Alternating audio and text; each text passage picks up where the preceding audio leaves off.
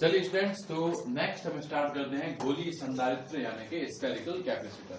कल हम क्या देख चुके थे कि जो एक पैरेलल प्लेट कैपेसिटर होता है यानी कि एक समांतर पट्ट संधारित्र होता है, वो किस तरह से कार्य करता है।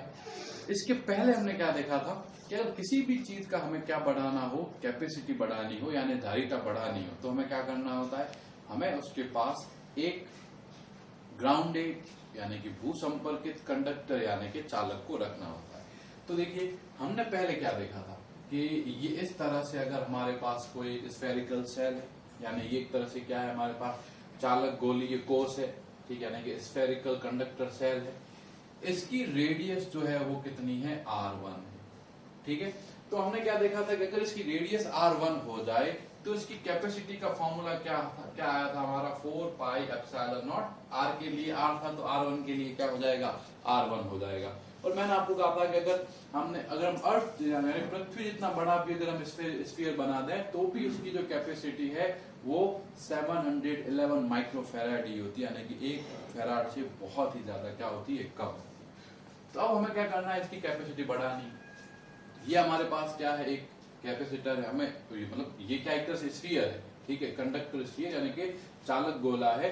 हमें क्या करना है, इसकी धारिता बढ़ानी है। तो हमने क्या बोला था कि इसके पास में एक क्या कर दीजिए, ग्राउंडेड स्फीयर, ठीक है भाई। यही क्या करिए, एक चालक गोला लीजिए और चालक गोले को क्या कर दीजिए, इसके ऊपर रख दीजिए और इस तरह से रखिए कि दोनों के सेंटर, अंदर वाले का और बाहर वाले का, दोनों का सेंटर यहाँ पर आ जाए, ठीक है। और ये क्या हो गया, r बाहर वाले की रेडियस। अब स्टूडेंट आपको और से जहां देखना क्या हुआ कि देखिए यहां पर हमारा क्या हुआ ना कि हमें चार्ज तो इसको देना है, लेकिन इसकी कैपेसिटी को बढ़ाने के लिए प्रिंसिपल ऑफ कैपेसिटेंस के हिसाब से बाहर की तरफ, मतलब इसके पास में एक ग्राउंडेड यानी कि भू संपर्कित हमने क्या रख दिया, एक चालक गोला रख दिया, ठीक है। अब देखो क्या होगा कि देखिए अब यहां पर अगर आप कोई भी चार्ज दोगे प्लस का क्यू, तो देखो जैसे ही आप यहाँ प्लस का क्यू दोगे ना तो ये वाला प्लस का क्यू यहाँ पर माइनस का क्यू प्रेरित कर देगा। जैसे कल प्लेटों में कर रहा था नहीं कर रहा कि भाई एक प्लेट है पॉजिटिव चार्ज वाली, इसके पास एक और प्लेट रख दी जिसका ये वाला सरफेस ग्राउंड है, तो यहाँ माइनस क्यू आ गया था। तो इसी तरह से अगर यहाँ पे हमने प्लस क्यू दिया तो इसकी इस सरफेस पे क्या आ जाएगा, माइनस क्यू आ जाएगा। सेम वैसे ही वर्क कर रहा है, बस वो जो पैरेलल थे वो क्या हो गए, स्फीयर गोले हो गए। अब हम क्या करते हैं, हमने वहां क्या करा था कि जो ये वाली प्लेट और ये वाली प्लेट थी इसके बीच में हमने क्या निकाल दिया था, पोटेंशियल डिफरेंस निकाल दिया था, यानी कि हमने क्या निकाल दी थी, इस प्लेट और जो दोनों प्लेटें थे उनके बीच का हमने विभवांतर निकाल दिया था। अब हम क्या करेंगे कि इस सरफेस नंबर 1 और इस सरफेस नंबर 2 पे हम क्या करेंगे, पोटेंशियल डिफरेंस यानी कि विभवांतर फाइंड करेंगे। तो देखिए स्टूडेंट्स, ये विभवांतर यानी कि ये पोटेंशियल डिफरेंस किसके इक्वल होगा। देखो ये जो बाहर वाली सरफेस है, जो बाहर वाली सतह है दूसरे नंबर वाली V2, इसका तो विभवांतर 0 है क्योंकि इसको तो आपने ग्राउंड कर रखा है, तो V2 तो हमारा सीधा सा क्या हो गया, 0 हो गया।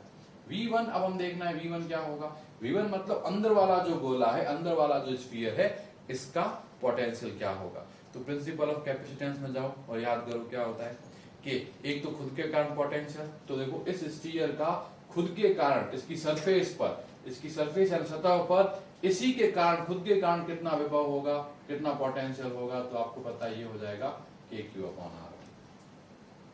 यही होगा, ये हो गया हमारा KQ/R1। अब इसके बाद हमें क्या बताना है कि अगर ये हमारा KQ/R1 हुआ तो अब इसके कारण से क्या होगा, माइनस वाले के कारण क्या होगा, तो माइनस वाले कारण क्या हो जाएगा, माइनस का KQ/R2। अब आप पूछोगे ऐसे कैसे हुआ, तो ये ऐसा इसलिए हुआ क्योंकि ये वाला जो सरफेस है, ये वाली जो चीज है वो इस कंडक्टर यानी कि चालक गोले के अंदर है, और चालक गोले के अंदर जो विभव होता है वो उसकी सतह के विभव के समान होता है। कोई भी जो कंडक्टर स्फीयर है उसके अंदर जो पोटेंशियल है वो उसकी सरफेस के पोटेंशियल के क्या होगा, इक्वल होगा। तो ये हमारा V1 आ गया और एक हमारा क्या आ गया, V2 आ गया। तो जो हमारा V हुआ वो किसके इक्वल हो गया, V1 माइनस V2। हम इसको चार्ज दे रहे हैं, इसमें से इसका पोटेंशियल माइनस कर देंगे तो ये पोटेंशियल डिफरेंस आ गया। तो V का वैल्यू क्या है, V1 मतलब K, तो यहां से KQ कॉमन आ गया, ये हुआ 1/R1 माइनस 1/R2। अब Q को अपॉन में ले जाइए V अपॉन क्यू, ये हो गया 1/4πε0। देखिए यहाँ एलसीएम क्या आ गया, ये आ गया R1 R2, ये तो चला गया तो ये हुआ R2 माइनस R, यही हो गया। तो देखिए ये हमारा V अपॉन क्यू का मान आ गया। तो अगर हम Q अपॉन V का मान निकाल देंगे तो ये कितना हो जाएगा 4πε0, ठीक है 4πε0, ये भी उल्टा हो जाएगा। तो ये क्या हो गया R1 R2 upon R2 minus R1 और Q अपॉन V, इसी को ही तो हम क्या कहते हैं, धारिता C कहते हैं, ठीक है। तो देखिए ये जो हमारी जो स्ट्रक्चर हमारे सामने बनी हुई है, इसके अंदर जो इस जो सिस्टम है, इस सिस्टम की जो कैपेसिटी यानी कि धारिता है, ये कितनी हो गई 4πε0 R1 R2 upon R2 minus R1। और ये वाली जो है ना, ये कैपेसिटी अकेले इसकी कैपेसिटी यानी कि 4πε0 R1, इससे जो है ये वाली राशि बहुत ज्यादा बड़ी है। ये चीज हमें याद रखनी है यहाँ पे। तो देखिए क्या हुआ कि फिर देखिए इसकी कैपेसिटी कम थी, इसके पास में हमने क्या कर दिया, कंडक्टर रख दिया ग्राउंडेड, तो इसकी कैपेसिटी क्या हो गई, बढ़ गई।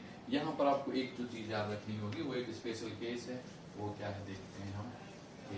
देखो आपको बोल दिया जाता है कि R2 जो है ना, R2 यानी कि बाहर वाले की जो त्रिज्या है वो n गुना है। तो हमें ये बताना है कि कितना परिवर्तन होगा धारिता के अंदर, ठीक है। तो हमें ये बताना है कि चेंज इन कैपेसिटेंस,